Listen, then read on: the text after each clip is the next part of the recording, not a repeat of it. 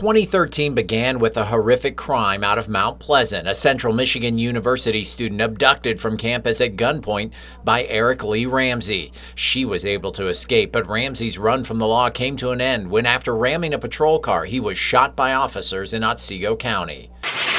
I'll never get the images out of my head. The Wexford County Animal Shelter found itself at the center of a controversy and eventually under investigation after two former employees made allegations about the euthanasia practices at the shelter. The state veterinarian was not able to conclude that any animals were inhumanely euthanized, but the Michigan Department of Agriculture and Rural Development required the shelter to make some changes as a result and pay a $2,100 fine. Why are you not giving up? My daughter.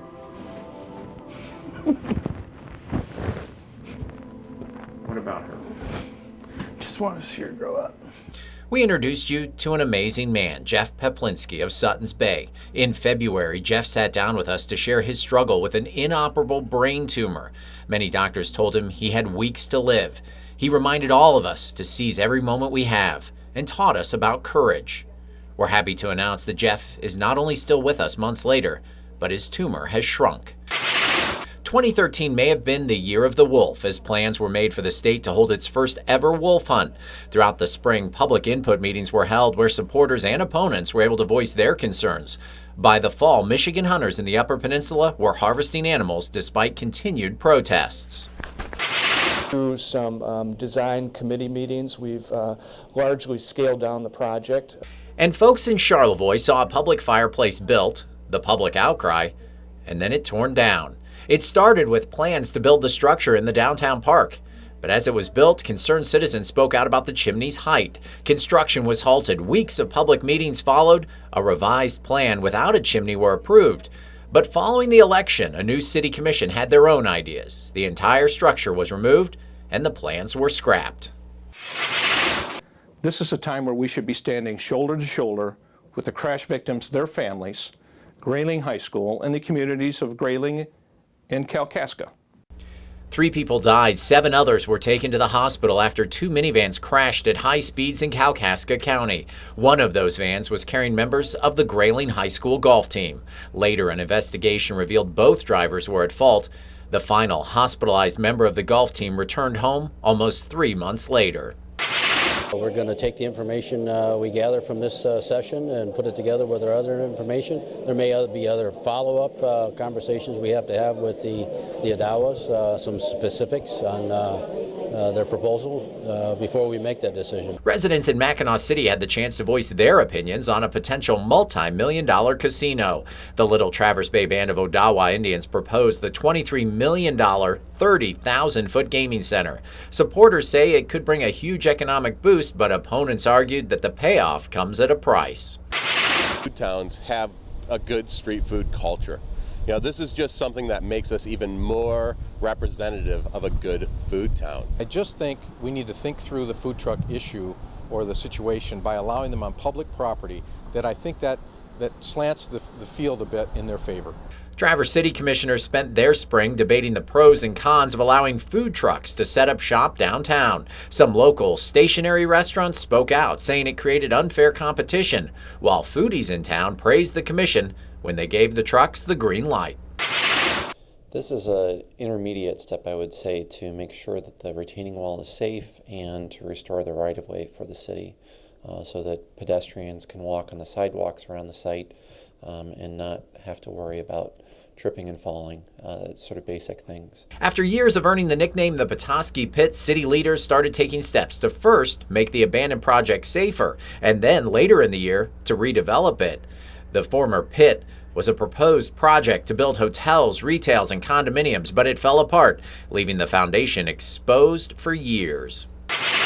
A 3-day-long search for a missing fisherman in Lake County came to a close with the discovery of the body of Cullen Finnerty. The former Grand Valley State University football star went missing while fishing by himself. A massive search effort ensued. An autopsy ruled out foul play and said that pneumonia was likely the cause of his death.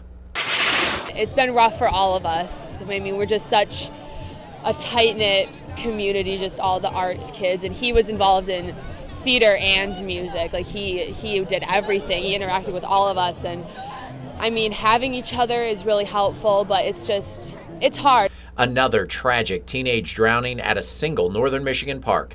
Owen Williamson died while swimming at Twin Lakes Park in Grand Traverse County. In the past 3 years, 3 teenagers have died swimming at the county-owned beach.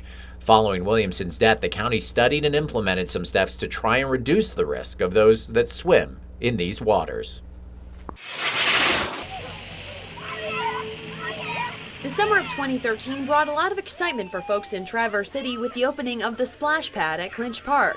It's wonderful, and I think you're going to see young people and some not so young people in there on a hot summer day sort of cooling themselves off. But it came to an abrupt end in early July when a plumbing problem caused untreated sewage to be pumped through it. The splash pad was shut down immediately but has yet to reopen.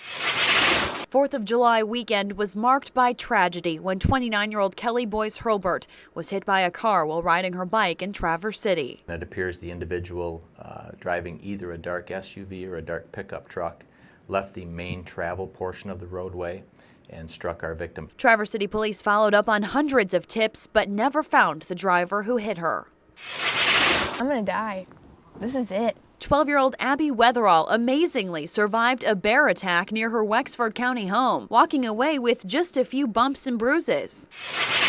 In September, Benzie County mother Kelly Stapleton was found unconscious with her 14-year-old daughter Izzy in the family van with 2 lit charcoal grills. We do know at this point in the investigation that she was disconcerted, distraught from what we're able to gather at this juncture. Stapleton would be charged with attempted homicide. Izzy is recovering at home. You just can't prepare for something like this. In Mason County, Michigan State Police Trooper Paul Butterfield was shot and killed during a traffic stop. The accused shooter, Eric Nyes, is headed to trial February 18th. His wife, Sarah, would go on to be sentenced to 2 to 5 years in prison. Oh, I've never seen anything like it. You know, the rain just came down in sheets, and I've never seen a blacktop road wash out like it did.